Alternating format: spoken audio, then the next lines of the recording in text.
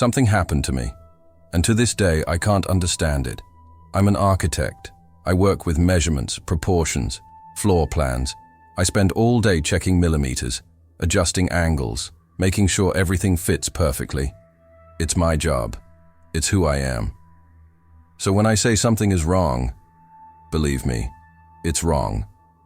I bought this apartment 4 months ago. An old building from the 70s, 3rd floor. Quiet neighborhood in the interior of São Paulo. Nothing special. Just a place to start over after the divorce. 2 bedrooms, living room, kitchen. Enough for me and for the silence I was learning to tolerate. The room where I sleep has always seemed small to me. Cramped. Not in a bad way, but too intimate, as if the walls were too close to the bed. I got used to it, or I thought I had gotten used to it. Last week, I decided to install a bookcase. Something custom-made, functional. I was going to design it myself. I grabbed my tape measure, a professional, German starret, precise down to the last millimeter, and started measuring. Back wall, 3.45 meters. Side wall, 310 meters. I wrote it down in my notebook. I went to the drawer where I keep the property documents and took out the original floor plan. I unrolled the paper on the kitchen table. I ran my finger over the outline of the bedroom. It was written 320 mm, 280 meter. I laughed. A nervous, short laugh. Design flaw, I thought. It happens. Older construction companies weren't so meticulous. Sometimes a wall is 5 or 10 centimeters out of place. Normal, but something wouldn't leave me alone. I went back to the room. I measured again. Slowly. Carefully. 345 x 310 me. I checked the measuring tape. I checked the 0 point. Everything's fine. I looked at the walls, at the ceiling, at the dark, worn parquet floor. Everything seemed the same, just as it always had been. But I was certain, absolutely certain, that when I bought the apartment, I had measured that room. And it was exactly 320 x 280 meters. I tried to convince myself that I was wrong, that my memory had failed me, that the divorce, the move, the loneliness, all of that was confusing me. But I am an architect. I don't get measurements wrong. I put away the tape measure. I took a shower. I ate something quick for dinner. I went to bed early, trying to forget. But that night, I woke up at 3 in the morning. I don't know why. It wasn't a noise. It wasn't a nightmare. I just woke up. And when I opened my eyes in the dark, I had the feeling, strange, irrational, but intense, that the ceiling was higher. I turned on the bedside lamp. Everything's normal. I lay down again, but I couldn't fall back asleep. Because, for the first time in 4 months of living there, I felt that the room wasn't the size I thought it was. And worse, I felt that he was different. As if, during the night, while I was sleeping, something had changed. The next day, I couldn't work properly.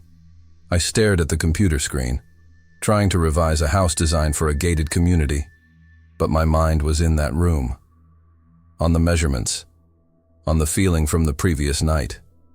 At 2 o'clock in the afternoon, I dropped everything and went back home. As soon as I entered the apartment, I went straight to the bedroom. I grabbed the tape measure. I measured again. Back wall, 350 meters. Side wall, 315 meters. I felt my stomach sink. No, that wasn't right. I measured again. 3 times, 5 times.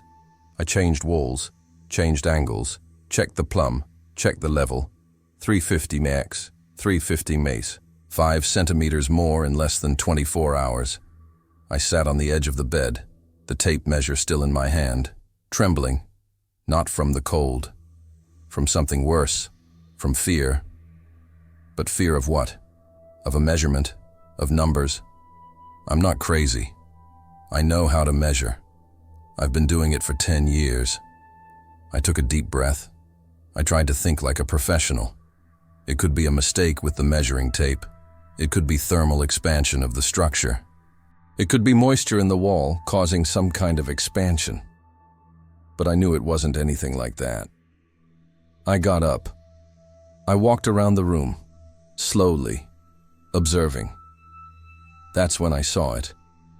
In the corner opposite the window, between the wardrobe and the wall, there was a space that I didn't remember seeing before. A corner, narrow, dark. It wasn't big, maybe about 40 centimeters wide, but it was there. And I was sure, absolutely sure, that before, the wardrobe had been right up against the wall. Now, there was this gap. I approached slowly. The musty smell grew stronger, dampness, as if the wall were sweating from the inside. I reached out my hand. I touched the wall, cold, damp. The texture was uneven, slightly swollen, like wet skin, and then I felt it. A shiver, sudden, violent, running up the nape of my neck, making every hair on my body stand on end. It was as if someone had just breathed very close to my ear. I stepped back. Quickly. I looked around. Nothing. I was alone. But the air in that corner was different, denser, heavier, as if the space there had its own temperature, its own smell, its own presence. I left the room. I closed the door. I spent the rest of the day trying to distract myself. I watched TV. I tried to read. I made food that I didn't eat. When night fell, I mustered my courage and returned. I turned on all the lights in the room. I made the bed. I put my cell phone on the nightstand. Everything normal. Everything in its place. I lay down. I turned off the lights. Silence. And then, I heard it. A very low sound, almost imperceptible, like breathing. Slow. Deep.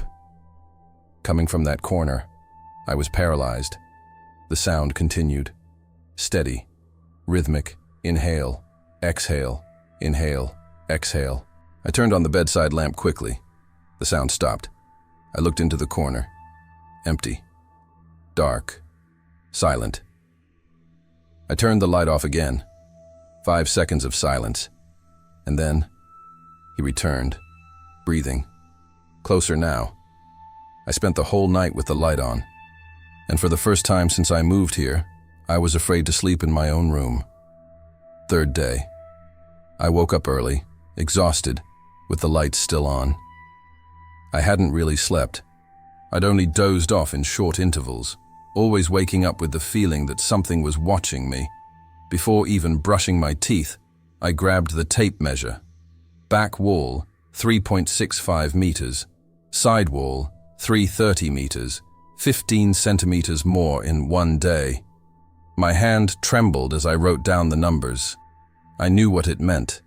I knew, but I couldn't accept it. The room was growing. I sat on the floor, my back to the bed, staring intently at that dark corner. I tried to think like a professional. Thermal expansion doesn't do that. Humidity doesn't do that. Nothing does that. I picked up my cell phone. I called Marcelo, a civil engineer friend. He answered on the 3rd ring. "Hey man, how's it going?" I opened my mouth. I was going to tell the story. I was going to explain. But the words wouldn't come out. What was I going to say? My room is growing. I hear breathing in the dark. I hung up without answering. He called back. I didn't answer. I spent the day out. I worked in a cafe. I had lunch in a crowded, noisy restaurant where people were laughing, talking, living their lives. I stayed there until the cafe closed, but eventually I had to go back. When I entered the apartment, it was already night. I turned on all the lights. I went straight to the bedroom, and then I saw to bed. She was further away from the wall than I had left her. I was sure. Absolutely sure. In the morning, the foot of the bed almost touched the wall. Now, there was a space, about 20 centimeters, maybe more. Feel your blood run cold. I picked up the measuring tape with trembling hands. 380 x 350 matters. The room had grown again. While I was away, I looked at the dark corner. It seemed bigger now, deeper, as if it had expanded along with the rest of the room, but in a disproportionate way, as if that space was gaining more space than it should. I grabbed a chair from the kitchen and put it in front of the corner. A ridiculous barrier, symbolic, but I needed to do something. I ate dinner. I took a shower. I avoided looking at the room as much as I could, but eventually, I had to lie down. I turned off the lights. I closed my eyes. I tried to breathe slowly, to force myself to sleep. And then I heard it. Not breathing this time. Steps. Very light. Almost weightless. As if someone were walking barefoot on the cue stick, trying not to make a sound. Arrest. Arrest. Arrest. Coming from the corner. I froze. Every muscle in my body locked up. Eyes wide open in the darkness, fixed on the ceiling. The footsteps stopped. Absolute silence. And then, a whisper. Low. Hoarse. Impossible to distinguish words. But it was a voice. Human. Or something trying to imitate one. I couldn't move. I couldn't scream. I lay there, while tears streamed from the corners of my eyes. The steps began again, closer now, and I knew with every fiber of my being that something was in the room with me, something that had come from that corner, something that was growing along with him. If this made you uncomfortable, wait for the next chapter. I haven't slept anymore. I spent the night sitting in the living room, my back to the bedroom door, with all the lights on, trembling, trying to understand what was happening to me. At 6 in the morning, when daylight began to stream in through the window, I went back to my room. Medi, 410mm x 380. The dark corner was now a real space. You could go into it. You could hide in it. But I didn't have the courage. I just looked, and I felt that chill run down my spine, that irrational certainty that if I went in there, something very bad was going to happen. I grabbed empty boxes from the move, old chairs, clothes I no longer wore. I piled it all in front of that corner. A barrier. Pathetic, yes. But it was all I had. I went to work. I tried to concentrate. I failed miserably. When I returned in the late afternoon, the boxes were still there. But not in the way I had left it. They were stacked differently, organized, aligned, as if someone had moved each one carefully, intentionally, and then rearranged them in a different way. I felt bile rising in my throat. Someone came in here. But I knew that wasn't true. The doors were locked. The windows were closed. I was on the 3rd floor. Nobody had come in. No one is human. I took the boxes out of there, all of them.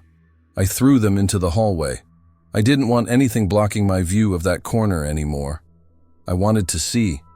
I needed to see. And when I looked inside, there were marks on the ground. It was as if something heavy had been crouching there for a long time. The boards of the club were slightly sunken. The dust was different, swayed. Something had been there, something big, collected. That night, I couldn't get into my room. I stayed in the living room, lying on the sofa, trying to sleep with the TV on. Some random program, voices, canned laughter, anything to drown out the silence. But around 3 in the morning, the TV turned itself off. Absolute silence. And then I heard it. The bedroom door, opening, slowly, creaking, inch by inch. I turned my head. The door was ajar. And on the other side, in the darkness of the room, I could feel something watching me. I couldn't move. I lay there, staring at that dark crack, while the air grew heavier, denser, and colder. And then I saw a silhouette, high, very high, stopped right behind the door, immobile. I couldn't see the details, just the shape. Long, curved, as if it were struggling to fit into the space. My heart was beating so hard I thought it was going to explode. The silhouette did not move. He just stayed there, watching me. I closed my eyes. I squeezed them tightly. I prayed that when I opened them, I wouldn't be there anymore. I counted to 10. Shelter. The door was locked, but I knew. She hadn't left. She was waiting. On the other side, in the room that grew a little bigger each night, to have enough space, to hide whatever it was. I can't take it anymore. I haven't slept properly for 3 days. 3 days living in this apartment like a stranger in my own home, avoiding the bedroom, avoiding looking at that door. But today, I decided that I need to know. I need to understand what's happening. What's in that corner? What's breathing? What's observing? What's growing along with the space? So I'm going to take one last measurement. In the early morning, alone, with all the lights off. Because somehow, I know that's how it needs to be. It's 2:40 a.m. now. I'm at the bedroom door. Tape measure in my left hand. Flashlight in my right. My heart is pounding so hard I can hear it in my ears. I open the door. Total darkness. Within, the smell of mold is unbearable now. Dampness, rotten wood, and something else. Something organic, like meat left in the heat. I turn on the flashlight. I point it at the back wall. Mecho, 450 meters. Side wall, 420 meters. Impossible. That wouldn't fit in the building. The neighboring apartment would have been swallowed up. The structure would have collapsed. But it's here. Real. Solid. I take a deep breath. I turn the flashlight to the corner. It is no longer empty. Something is crouching there. Something big. Very big. With limbs that are too long, bent at the wrong angles. The skin, if it is skin at all, appears damp, glistening slightly in the flashlight. I can't see his face. It's tilted downwards, hidden between his hunched shoulders. And then, he is breathing, a long, heavy, hoarse breath, as if he were sleeping, or pretending to be. My hand is shaking so much that the flashlight is wobbling. And then, things get crazy. Slowly. So slow it seems impossible. As if every inch of movement was intentional, calculated. I can't see the eyes, only the shape of the head. Elongated. Wrong. She's looking at me. I know that. I freeze it. I don't breathe. I don't move. I don't think. Things aren't moving forward. They're not getting up. They're not making a sound. Just observe. As if he were waiting. As if he had always waited. And then, from the depths of my mind comes a thought. Of course. Terrible. She was here from the beginning. Step back, one step, then another. The thing isn't moving. I leave the room. I close the door. I lock it. I rest my forehead against the wood, trembling, sweating, trying not to scream. I spend the whole night awake in the living room. When the sun rises, I return to my room. The door is unlocked. I open it slowly. The room is normal. 320 x 280 Mainon. Exactly like in the plant. The bed is in its place. The wardrobe is against the wall, no corner, no extra space, as if nothing had happened. But when I look to the corner, where that dark space used to be, I see something on the floor. Deep marks on the cue stick, as if something very heavy had been squatting there. For days, weeks, years. And on the wall, written with fingers, in a thin layer of damp mold. I've always been here. I measured the entire apartment after that. Living room, kitchen, bathroom, the other bedroom. All the measurements match the original floor plan. All of them. Except for one thing. When I go into the room at night, I feel like he's still growing. Not on the walls, not on the ceiling, but inside, in the space between what I see and what exists. In the corner that shouldn't be there. In the breath I hear when I turn off the lights. And I know, with every fiber of my being, that one day he will have enough space, a place for me to hide too.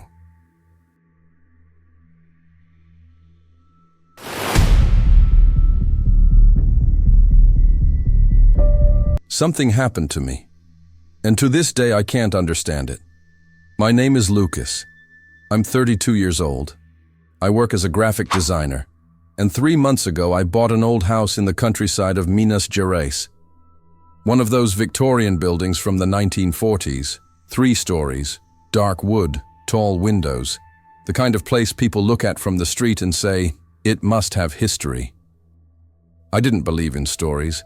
I bought the house because it was cheap, because it was far from São Paulo, far from my ex-wife, far from the memories I wanted to bury. I thought the silence of the countryside would do me good. I thought working alone, surrounded by old walls and trees, would be therapeutic. I was wrong. The move was quick. I only brought the essentials: laptop, clothes, some furniture. The rest of the house was already furnished. The previous owners left everything behind when they moved. I never questioned why. I should have. In the first few days, I dedicated myself to exploring each room. The large living room with its brick fireplace, the kitchen with its cracked tiles, the master bedroom, where the bed creaked with every movement. Everything smelled of mold and old wood, but nothing a good cleaning couldn't fix. So I decided to go up to the attic. The staircase leading up there was narrow, almost vertical. Worn wood, some steps loose. I pushed the trapdoor with difficulty. It was locked, as if no one had climbed up there in years. When I finally opened it, a cloud of dust descended on me, making me cough. I turned on my cell phone's flashlight. The attic was bigger than I'd imagined. Sloping ceiling, exposed beams, windows covered with nailed-on boards. Furniture was piled everywhere. Broken chairs, crooked shelves, damp cardboard boxes. Everything covered by white sheets, like motionless ghosts waiting. That's when I saw it. In the darkest corner of the attic, leaning against the back wall, there was something large covered by a thick, dark blue tarp. Different from the other objects, more deliberate, as if someone had made a point of hiding it. I approached slowly. My steps made the floorboards groan. The air there was heavier, colder. I pulled the tarp. It was a cradle, not a modern crib, one of those colorful plastic ones. It was an antique piece, hand-carved. Dark wood, oak, perhaps, with curved details on the sides. There were symbols engraved on the feet, crosses, circles, something that looked like a prayer in Latin. The bars were intact, but the paint was peeling in some places, revealing the raw wood underneath. I ran my hand along the edge. It was freezing. Even with the stifling heat of the attic, the crib was cold. I thought about getting rid of it immediately, throwing it away, burning it. I don't know. But something made me hesitate. Maybe curiosity, maybe tiredness. I told myself I'd deal with it the next day. I covered the crib with the tarp again. I went down the stairs. I closed the trap door, and I tried to forget. But that same night, at 3:12 in the morning, I heard it. A cry, low, muffled, coming from above. I woke up with my heart racing. The room was dark, silent. Only the sound of my accelerated breathing and the distant ticking of the clock in the living room. I lay motionless, trying to understand what had roused me from my sleep. Then I listened again. A cry. It wasn't loud. It wasn't shrill. It was low, muffled, as if it came from very far away, or from behind a thick wall. A baby's cry, weak, tired, but unmistakable.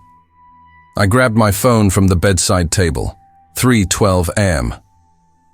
I stood up slowly, every muscle tense. I put on the pajama pants that were lying on the chair and left the room.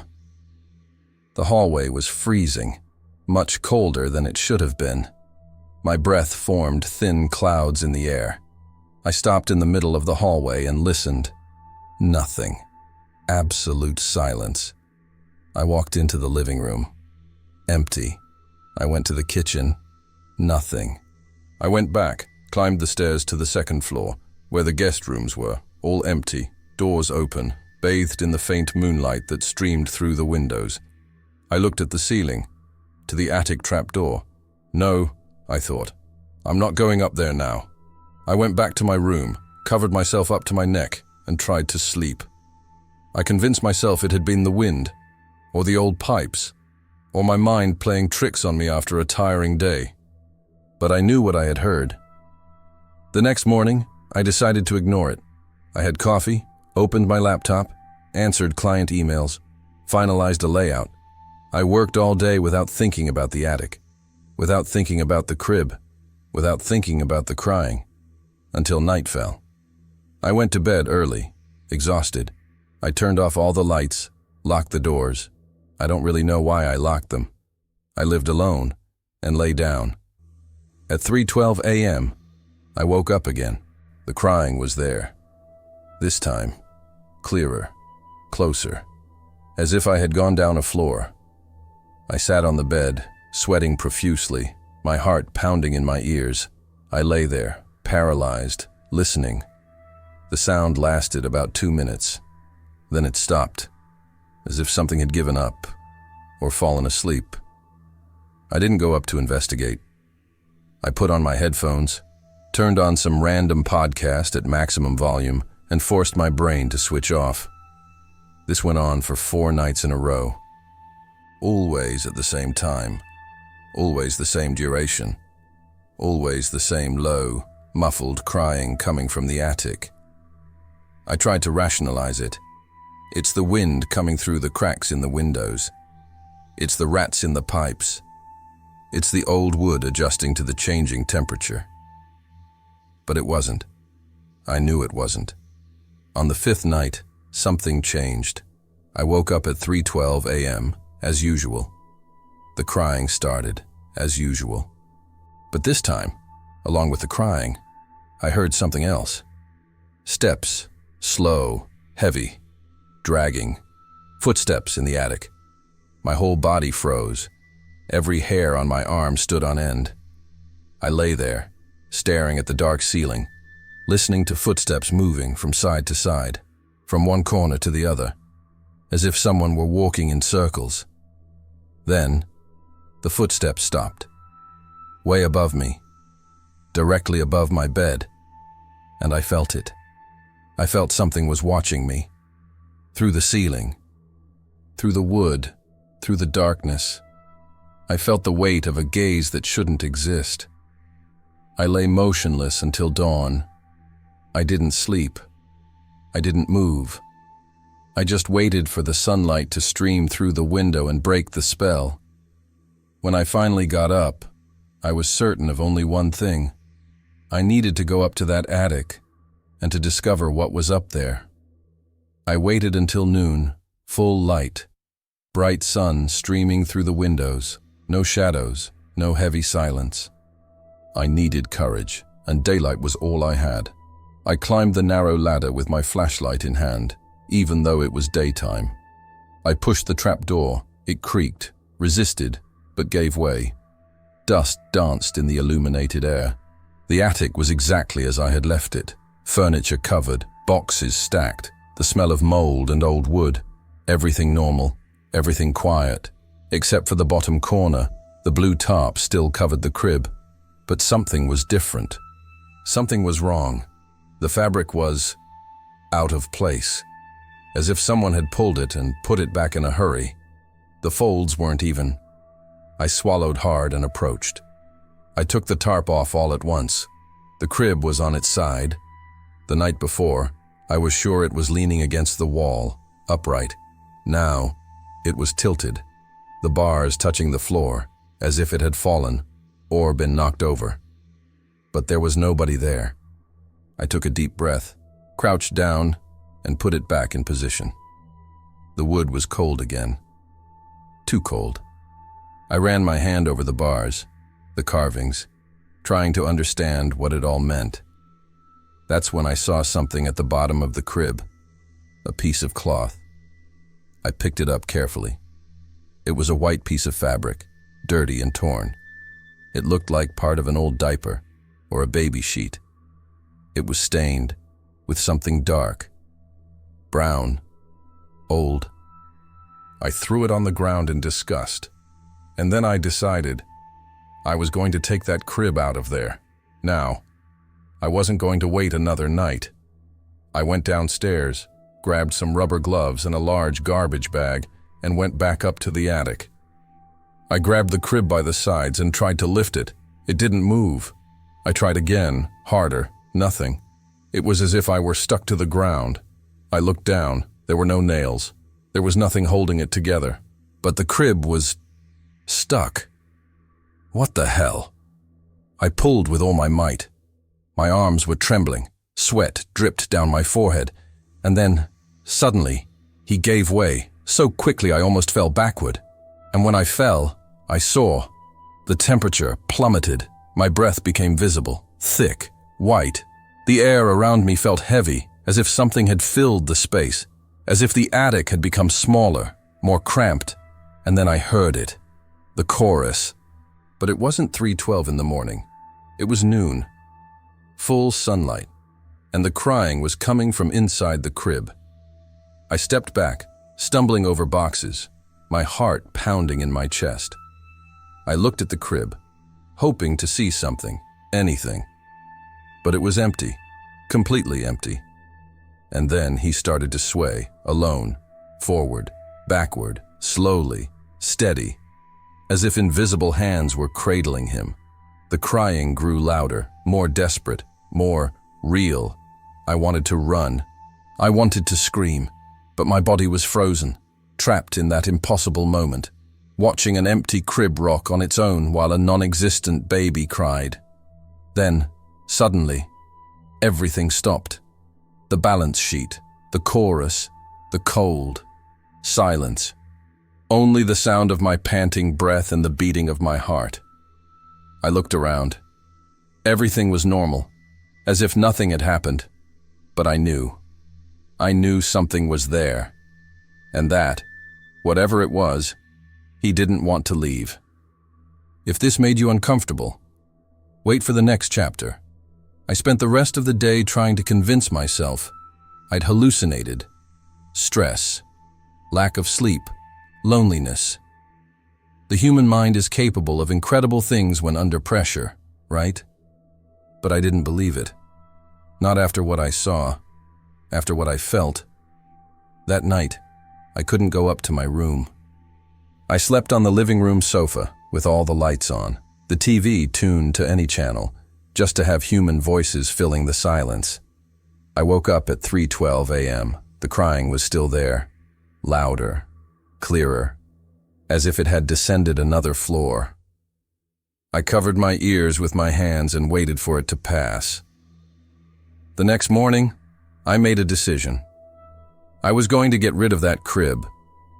No matter what it took, I was going to take it out of the house, burn it, throw it in a junkyard, anything. But first, I needed to understand. I turned on my laptop and started searching. History of Acacia Street, Minas Gerais. Victorian house, 1940. Former residence. It took a while, but I found it. A newspaper article from 1953, short, only 3 paragraphs. Family tragedy on Acacia Street. My house. The article was brief, almost clinical. It said that a family, the Cardoso family, had lived there for 12 years. A couple and a son. The wife, Helena Cardoso, suffered from severe postpartum blues, according to reports from the time. The husband worked traveling and was away for weeks at a time. One winter night, the neighbors heard crying. When they broke down the door, they found the house empty. The baby was never found. Helena was admitted to a nursing home. She died there 6 months later, without ever speaking about what happened. I felt my stomach churn. I kept searching, but there was nothing more. No records, no photos, just that small piece of forgotten tragedy. I closed the laptop. I looked at the ceiling, and I decided, today, the crib is leaving this house. I went up to the attic before nightfall. I wanted light. I wanted clarity. The crib was still there, in the same place, motionless, silent. I took a deep breath, gripped the sides, and pulled. This time, it moved. Heavy, but it moved. I dragged myself toward the stairs, inch by inch. The wood creaked against the floor. Sweat dripped down my face. That's when I saw it. Where the crib had been leaning against the wall, on the wooden beams of the ceiling, there were marks, handprints, small, for children, deep impressions, as if they had been pressed forcefully. But what made me stop, what made my blood run cold, was the position. Their hands were facing downwards, fingers pointing towards the ground, palms facing upwards, as if something had clung to the beams, trying not to fall, trying not to be pulled down. I stepped back, my breath caught in my throat. I looked at the crib, at the marks, at the ceiling, and then I heard it. A drag, nails, made of wood, coming from behind me. I turned slowly. There was nothing there. But the sound continued. Slow, deliberate, desperate scratching, coming from the walls, from the floor, from inside the beams. And then, the crying began. But it was no longer stuffy. It was no longer distant. It was right next to me, right there, just inches from me. It was as if something invisible was standing beside me, crying directly in my ear. I felt a chill run down the back of my neck, an electric shiver, and then something touched me. A small hand, cold. It grabbed my leg. I screamed. I kicked the air. I ran. I stumbled down the stairs, bumped my shoulder against the wall, and almost fell. I slammed the trapdoor shut. I shoved a heavy bookcase onto it. I went downstairs to the living room, locked the second-floor door, and locked the front door. I sat on the floor, leaning against the wall, trembling. And that's when I heard the footsteps. In the attic, boards, approaching the trapdoor.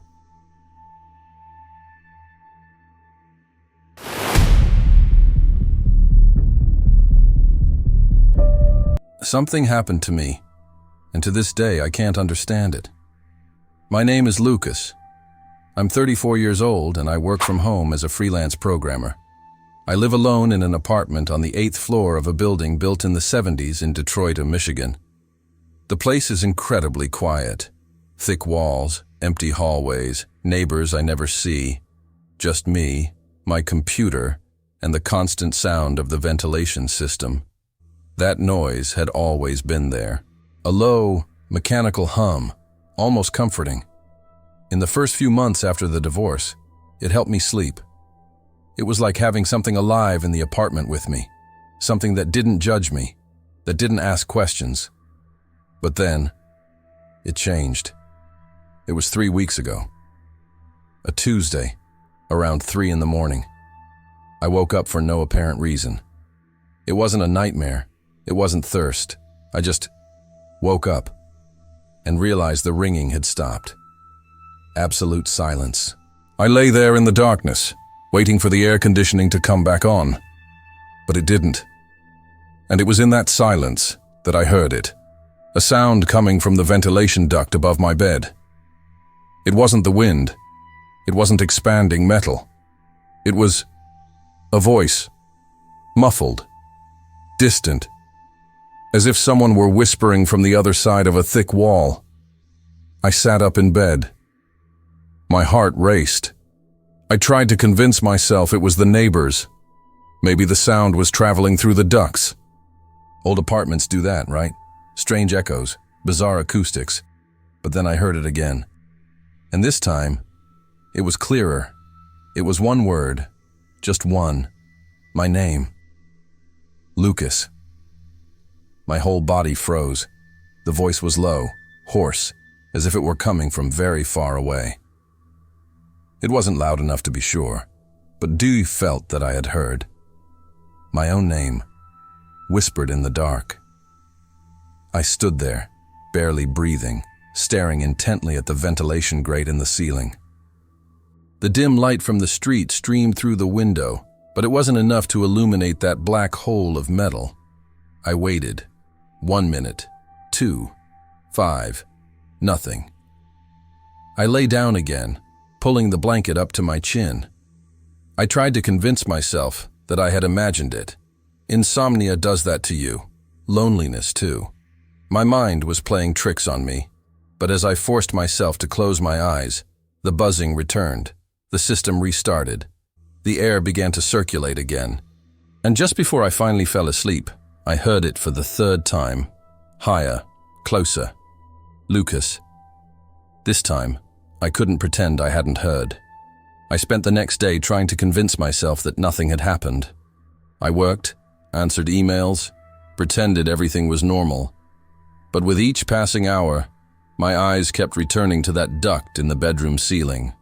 When night fell, I had already made up my mind. I needed proof. I needed to know if I was going crazy or if there was something there. I grabbed my phone, opened the voice recording app, and placed the device on the nightstand, right under the vent. I pressed the red button. The recording started. I lay in bed, watching the illuminated screen of my phone in the dark. The timer slowly ticked up. 00, 01, 00, 02, 00, 03. I closed my eyes. I tried to sleep, but the constant hum of the ventilation seemed louder that night, more present, as if it were breathing right above me. I don't know how much time has passed, maybe an hour, maybe 2, and then I woke up. I don't know what woke me up, but my body was tense, every muscle on edge. The light from my phone still glowed softly. The recording continued, and the voices were there. It was no longer a distant whisper. There were multiple ones, overlapping. Some louder, others almost inaudible, all coming from that black hole in the ceiling. It was as if a conversation was happening inside the walls, and I was only hearing fragments. I couldn't understand the words, only sounds, murmurs.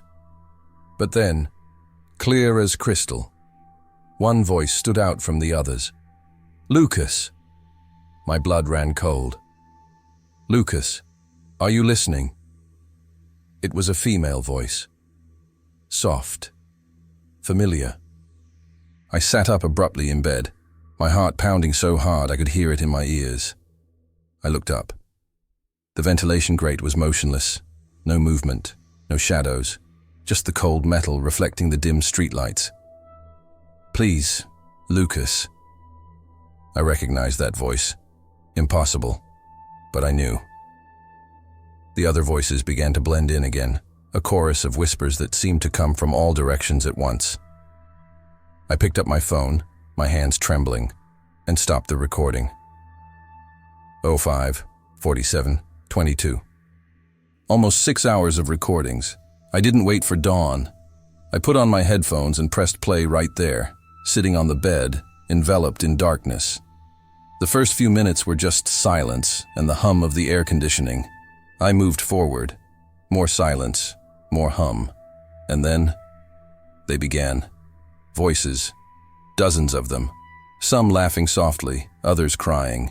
Incomprehensible murmurs. And my name, repeated, several times, by different voices. Lucas, Lucas, can you hear us? He doesn't know yet. Tell him. My breathing became irregular. My hands were sweating. I wanted to stop, but I couldn't. I kept listening. And then, at 4:12:35 in the recording, a voice said something that destroyed me. It was the same female voice as before, clear, direct, intimate. You never called when she needed you. I ripped the headphones off so hard they fell to the floor. My whole body was shaking. That exact phrase. Only one person would say that, my ex-wife, Sarah, but I hadn't spoken to her in almost 2 years. And she wasn't here. She couldn't possibly be here. I picked up my phone. My fingers were shaking so much I almost dropped it. I opened the recording library, and I deleted the file. I pressed delete and confirmed without thinking twice. I needed it to disappear. I needed to pretend I'd never heard it. But even after deleting it, the phrase kept echoing in my head. You never called when she needed you. And deep down, I knew it was true. I didn't sleep again that night. I sat in the living room with all the lights on, staring blankly at the wall. The hum of the ventilation continued, constant, indifferent. When the sun finally rose, I felt a little safer. Daylight has that effect. It makes everything seem less real, less threatening. I tried to work. I opened my laptop. I answered a few emails, but I couldn't concentrate. My eyes kept returning to the ventilation grills scattered throughout the apartment. Living room, kitchen, bathroom, all connected to the same system, all potentially occupied. Around noon, I decided I wasn't going to sleep in the bedroom anymore. I grabbed a blanket and a pillow and made a space on the sofa. It wasn't comfortable, but it was far away from that duct in the ceiling. I thought that would solve it. But the voices were not confined to the night. On the third day, I was in the kitchen making coffee when I heard it. It was faint, almost imperceptible, coming from the grate above the stove. Lucas. I dropped the cup. The glass shattered on the floor, hot coffee splattering across the tiles. I stood there, looking up, waiting to hear it again. Silence, just the buzzing. I cleaned up the mess with trembling hands. My mind tried to rationalize.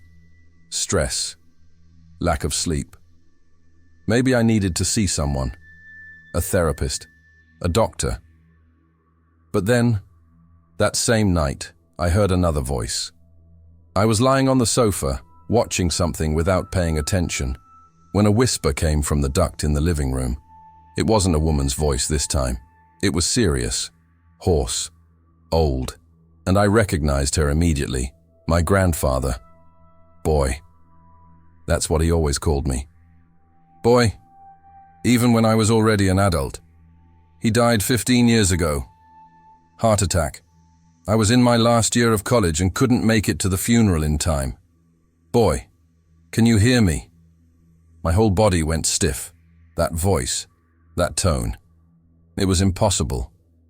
But it was, Cher. You know what you did. I got up from the sofa slowly, as if any sudden movement could make the voice stop. I approached the ventilation grate on the wall. I stood there, breathing deeply, trying to hear more. But silence returned. But now I knew. They weren't just random voices. They were people. People I knew. People who were dead. I spent the next few days trying to plug the ducts. I used duct tape, cloths. I even nailed blankets over the grates. Anything to block out those sounds. It didn't work. The voices continued, and each day, a new voice appeared. On the fourth day, I heard Matthias, my best childhood friend. He died at 17 in a car accident. I was in the car with him, but I survived without a scratch. Lucas, why did you leave and I didn't? On the fifth day, I heard from Mrs. Delgado, my third-grade teacher. She was always kind to me. She died of cancer when I was in my early 20s. You were a good boy, Lucas. What happened to you? Each voice carried something, a memory, a secret, a guilt. And I started to notice a pattern. All these people, somehow, I had let them down, or abandoned them, or forgotten them. I stopped eating properly. I stopped going out. My clients started complaining about missed deadlines.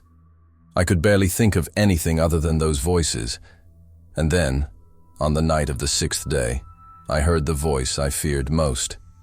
I was lying on the sofa, staring at the ceiling, when she came. Soft, sweet, distant. My mother's voice. She died when I was 8 years old. Cancer too. I barely remembered her face, just fragments, faded photos, vague sensations.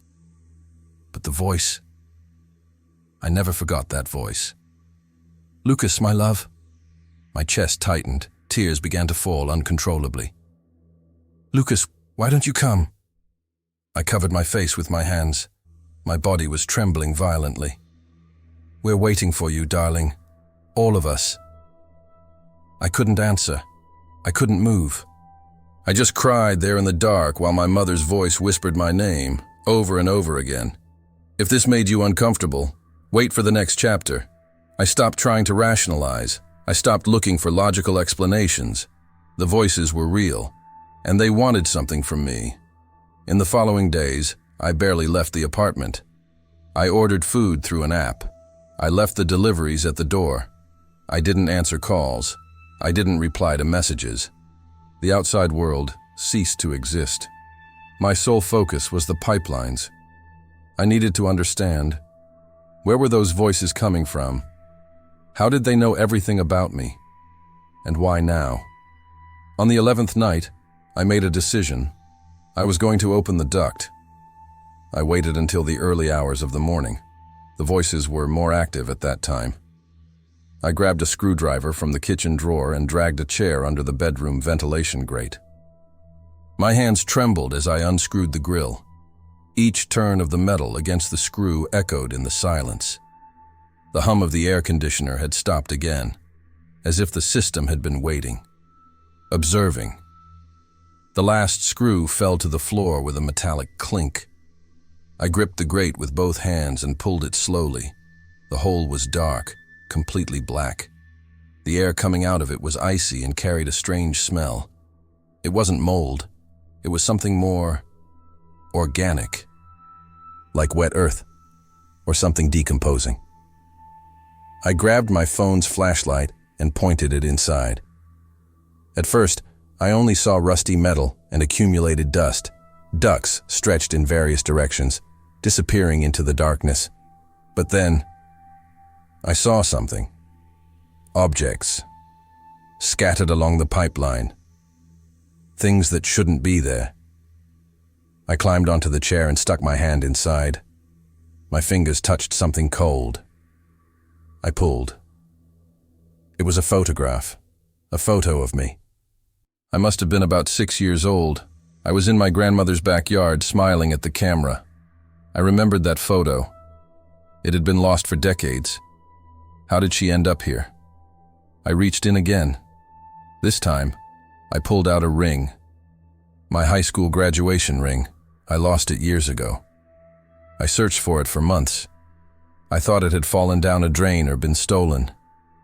But it was here, inside the ventilation system, in my apartment. My heart raced. I kept searching. I pulled out more things. An old keychain, a letter I wrote as a child, a toy that was mine, a bracelet that belonged to my mother. Each object was a memory, something I had lost, something that should have been buried in the past.